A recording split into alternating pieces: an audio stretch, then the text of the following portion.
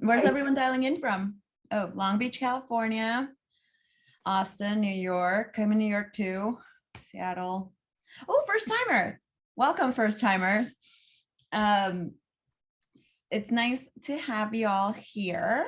This is our new and improved Rising Leaders Roundtable.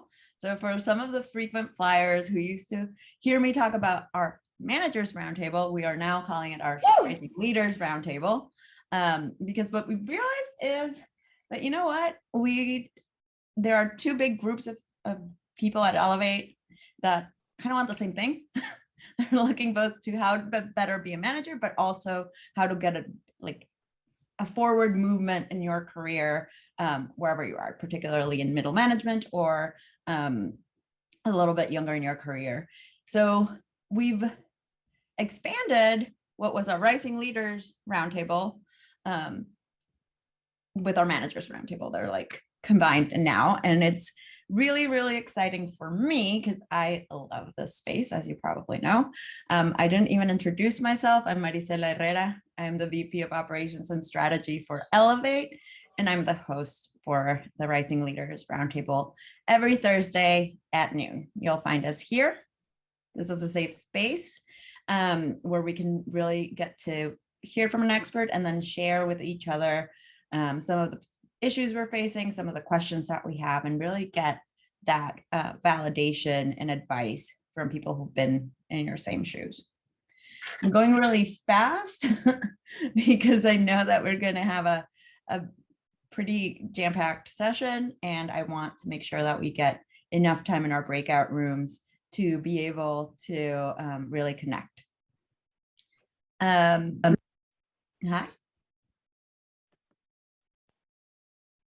Someone wants to say something? No? Cool. Well, then let me pass this over to our guest expert today, Jenny Pollock, who's the lead subscription monetization manager for Together Labs, but to me, is more specifically known as my squad mod. For those of you who have done squads, Jenny was my squad mod last cycle. For those of you who have not done squads, we're going to be opening applications in January for the next cohort. It is a great experience. If you like the roundtables, you're going to love squads. You get to meet with a group of people every week for 30 minutes where you can really hone in to your problems. So more on that to come soon. But in the meantime, passing it to Jenny so we can talk about influence. Sounds great. Thank you so much. Welcome and good morning from the San Francisco Bay Area. I am so happy to hear that we've got folks from all over joining us today. And what we're going to do is chat about how to build your influence within the company. So let's jump right on in. All right. So my name is Jenny Pollock. I've got about a little over 10 years in the marketing and tech space. And one of the things that I'm really passionate about is helping others level up their career and making sure that, you know, there's a great space for women and especially women in tech, since that is an area where we're not seeing a lot of people at the higher levels in tech. And so what I've been able to do is leverage some internal visibility tactics to help propel myself and my team a little bit higher. And I'm here to share those with you today. We've got the Twitter handles down here. So if you feel like tweeting during the main session, please do. And let's just jump right on in. So I'm going to be sharing my internal influence playbook with everyone today. And one of the things that it's important to start thinking about and shifting from is internal networking. And I think we've got a poll that we can pop out for everyone if we don't have that out already. And it's just a shift of thinking about external networking and internal networking. So if you could just kind of answer the question about how intentional you are about building influence internally at your current or past roles, that would be great. So I can just kind of see where the roundtable's at today. All right, lots of stuff popping in. Is the audience able to see the results? I think when you close it, we can't see it right now. Okay, sounds good. I'll give folks some time to fill it out, and then hopefully we'll be able to share that info with you. So as you're looking at your internal networking, you can take a lot of the tips that you have from external networking and apply it internally. So we'll be talking about how to best do that. We're also going to chat about navigating cross-functional collaboration. As an individual, you can get a lot done and you can be really strong. However, you can be even stronger and accomplish more if you're working with your team and with other teams. So if you can merge together to work towards a common goal. So we'll talk about that. And then I'm going to talk about fostering strong relationships at all levels of the organization, from top to bottom. And if you've got questions or comments, feel free to throw them in the chat. We'll also have a Q&A at the end. And of course, we'll be able to chat during the breakouts. So networking, what the heck? What does it look like? How do you do it? It used to look like this. There used to be a lot of in-person speaking events and engagement and going places and meeting people. But with the current environment, it looks a little bit different. It looks more like this. It could look like this. It could look like this, like the call that we're on today. And so it does take a different type of skill to do this virtually and in person. So one of the things, I started my current role at the beginning of the pandemic, and I actually went out and got a whole new wardrobe. I was practicing a strong handshake and looking people in the eye. But then it switched to online. And so it's a different skill set. You can take those skills and apply them, though, to the hybrid work environment. I keep a little post-it up by my camera so I remember to try and make eye contact with all of you. There's just little things you can do to help bring that to the hybrid work environment. And as we continue to kind of mold and get used to this hybrid work environment, you're going to have to be more intentional. And you're going to have to set up time to talk to people and connect with people and build that influence. One of my favorite ways to do that is to make sure that you're using the company's kudos or praise system. A lot of organizations have this. Sometimes there's a monetary value assigned. Sometimes it's just a card that gets shared with the company or with the team or with the manager. I definitely recommend using that, because you're not only going to show thanks and kudos for someone, you're also going to up-level your relationship with them. I know when people say thank you to me, I remember that and I'm happy and I'm more interested in doing something for them in the future. So I really encourage you to leverage that. If you don't have one, you can start one at your company. You can partner with HR to get that going. Or if it's a small organization, you can maybe be the person who takes that on. Another thing that's really been helpful for me is virtual coffee chats in groups or one-on-one. There's different things that you can do, different Slack integrations. We have something called donut groups that we use, but you can do it a little bit more informally or without the software to auto pair people. And you can set them up on your own as well. So it's been really great to reach out to other teams, people that work on completely different things than myself. One time I even got paired with our CEO, and it was just really cool to be able to connect with him in that really casual setting. I think it's also important to make sure that you're looking at your team and helping them connect with each other. And then if you can iterate on that to make it cross team, it can be really effective. So you could get lunch together, even if it's virtually. Everyone can order DoorDash and hang out together, or you can play a game. We've been doing a lot of online virtual games. There's categories for free, a lot of other different ones. I know we have a group that does bananagrams. And we even have a group that does yoga on Fridays. So definitely think about how you can do that, even if it's not like, hey, how do I apply for promo? How do I get the gold star to get a raise? It can really be about making those connections first. And then when you're having some more of those strategic conversations, it can be a little bit easier and a little bit smoother.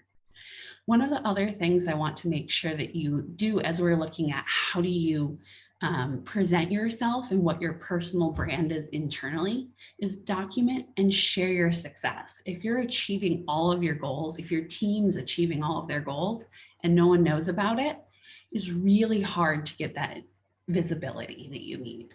So help others share their successes and audit how others are sharing theirs. So it's really interesting. We were watching our marketing team, and they actually send out an email every time that there's a really good piece done on us. And it talks about where the placement was, how many impressions, what the impact was. And my team wasn't doing that. I'm on the growth and monetization team. And so now we send out a monthly email, and it says all the wins. We work on it together. We open up a doc and everyone on the team throws in their wins. Then we edit it and it gets shared with the entire company. And now everyone's seeing the team's successes. So I think it's really important to figure out how that works in your organization. Sometimes it's not about sending an email. Maybe it's about sharing in an all hands meeting or sticking it in the Confluence, whatever your organization does. I really encourage you to dig in and do that too. And that's why I'm saying you should audit how everyone else is doing it. And even if you do an audit and you find that it's not quite the right fit for you, you can start something new. So I really encourage you to think about that and be intentional with how you're sharing your successes. All right. Cross-functional collaboration. This is key. One of the things that I like to talk about is finding win-win-win scenarios. So you want it to be a win for you and your team. You want it to be a win for the other team that you're partnering with, and you want it to be a win for the company. So depending on how your organization measures goals and success, sometimes you have access to this information and you can look it up. Sometimes you just have to ask. It can be as simple as, hey, what's your team working on this quarter? What are your objectives? How can I help? And finding that overlap is how you're going to be able to get them to have buy-in for a project you're working on, as well as getting them excited and energized about the thing that you're working towards. Most recently, I was able to do that in collaboration with our product team. They were trying to get some new things out, and I was trying to switch the way our subscriptions worked. And so we were able to get new features included in the subscription program and tier the program to bring in more revenue and make it more accessible to different types of our users. And so once we found that sweet spot where we could have a win for all of us, that's when the magic started happening. That's when we started moving forward and making progress. So really think about how you can help, not just how you can achieve your goals, but how you can help the other team achieve theirs. So fostering relationships is really important. And I think you should consider being mindful with each and every one of your connections internally and making more connections. Everybody from the new hire to the CEO is super important. And I think that when you're learning and talking with people, you build a really strong connection. And it's just super interesting to see how those relationships can unfold. So I was able to connect with someone on another team over our dogs. We have both have dogs, super simple, super like shared space, shared interest. And so our relationship is stronger because we can talk about that kind of thing in addition to getting all of our work done. And so finding that overlap, even if it's something that's on the personal side, can be really helpful and it can supercharge that connection. One of the other things is to kind of reach out and make those connections. And so you could say, hey, I'm really interested in XYZ framework. I know you're an expert in that space, and you can have that formal connection. Or you can say, wow, I'm so interested in, product management. How's your day-to-day look? What is that like? How can I learn from you? But you can also do something where you're a little bit more informal, like the coffee chats. And I think a hybrid of that's really good. And of course, making sure that the other people have the time to do that. Sometimes I have to schedule stuff really far out, especially with our executives. So be sure to do that. Understanding their goals is important, like we talked about, and I would do that for everyone. So maybe the new hire is really interested in learning how things work, and you could spend some time helping them understand the company, and then maybe they can tell you more about their team.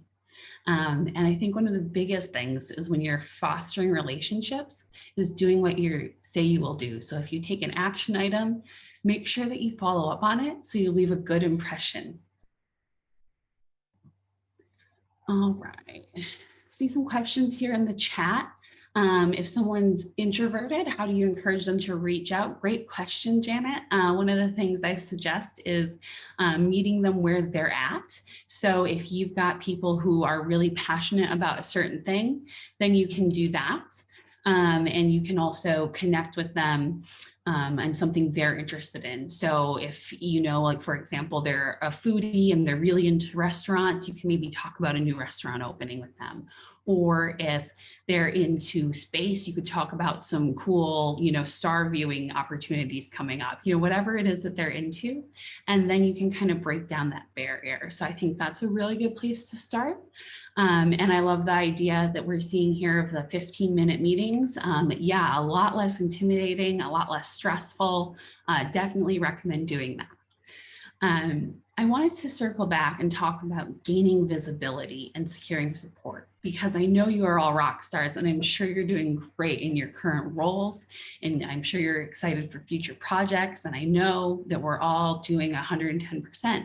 But if people don't know that you're doing the 110%, it doesn't really matter. So you kind of have to figure out that way to boast and talk about what you're doing in a way that's not all about me, me, me. So I like to do that by sharing the wins. When you come up with something, make sure you praise the whole team for working on it. Make sure you share your cross-functional team's input. Make sure you say thank you, and gaining visibility in a way that is ingrained in your organization. All right, here's an internal influence blueprint. I believe we're going to make this available to everybody afterwards, but I think it's a great place to start. And it's actually going to be what we talk about in our breakout groups to a degree. So we are going to kick off breakout groups. Just know that you'll have this coming to you after, and we will be sharing I believe we will be sharing the presentation as well as the PDF. So just keep an eye out for that in your inbox, and you can definitely use this to help kind of guide and help make your own playbook. So breakout groups, we're going to have some time together. The groups are going to be done randomly, and we're going to talk about 5 different things that have been put in the chat. So you'll have that, but also feel free to jot down some ideas. Oh, awesome. A podcast about communicating with introverts from Madeline. We'd love to hear that. If you could drop a link in the chat, that would be fantastic. So let's talk about what we're going to focus on in breakout groups. Strategic networking. I'd encourage you to talk about 3 major stakeholders that having a stronger relationship would be beneficial.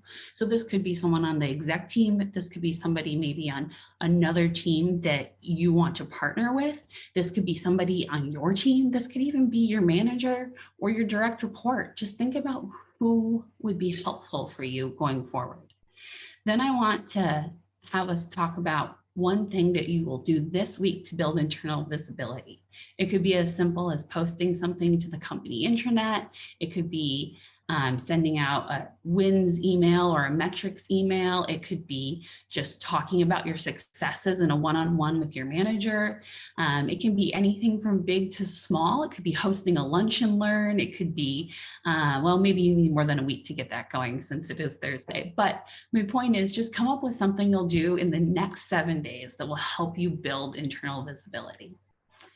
Then I'd like to make sure that we're envisioning the future and talking about what would happen if you use the Kaizen approach and improve 1% every day in 2022? What would it look like this time next year if you improved your visibility by 1% each day?